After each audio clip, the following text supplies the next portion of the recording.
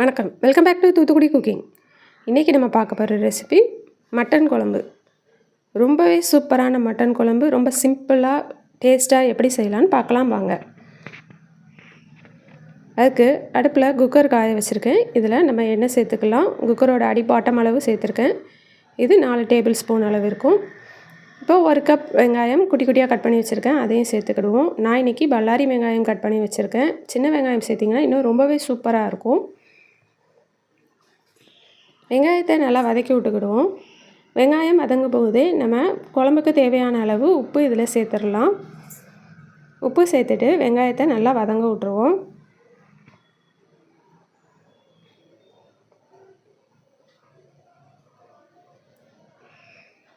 வெங்காயம் நல்லா வதங்கட்டும். அதுக்குள்ளே கறி கழுவி எடுத்துகிட்டு வந்துடலாம். நான் இன்றைக்கி 1/2 கிலோ மட்டன் எடுத்துருக்கிறேன். இதை நல்லா கட் பண்ணி கழுவி எடுத்து வச்சுருக்கேன். இப்போ இதையும் நல்லா சேர்த்துருவோம். இது வெங்காயத்தோடு சேர்த்து நல்லா வதங்கட்டும். கறி நிறையா தண்ணி விடும், அது தண்ணி வற்றட்டும். அதுக்குள்ளே நம்ம மசாலா அரைச்சிட்டு வந்துடலாம். 15 வத்தல் எடுத்துருக்கிறேன். அது கூட 1 டேபிள் ஸ்பூன் அளவுக்கு மல்லி விதை எடுத்துருக்கிறேன். 1/2 டீஸ்பூன் மிளகு, 1/2 டீஸ்பூன் ஜீரகம், 1/2 டீஸ்பூன் அரிசி எடுத்துருக்கேன். இது எல்லாத்தையும் நம்ம வறுத்து எடுத்துக்கலாம்.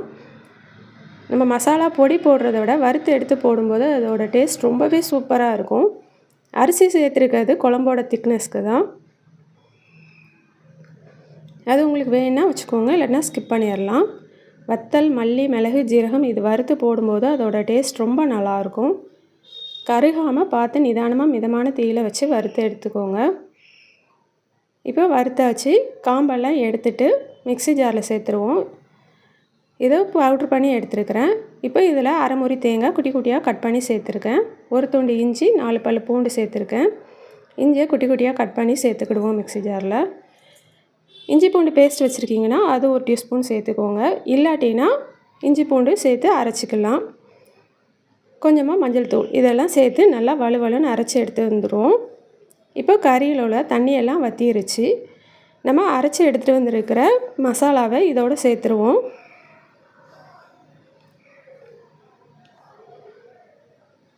இஞ்சி பூண்டு அரைச்சி போடுறீங்கன்னா தேங்காவோடு போட்டுக்கோங்க. இல்லாட்டினா கறி வதங்கினதும் அது கூட இஞ்சி பூண்டை போட்டு நல்லா மிக்ஸ் பண்ணி விட்டுட்டு அதுக்கப்புறம் மசாலா சேர்த்துக்கோங்க. இப்போ குழம்புக்கு தேவையான அளவு தண்ணி சேர்த்தாச்சு.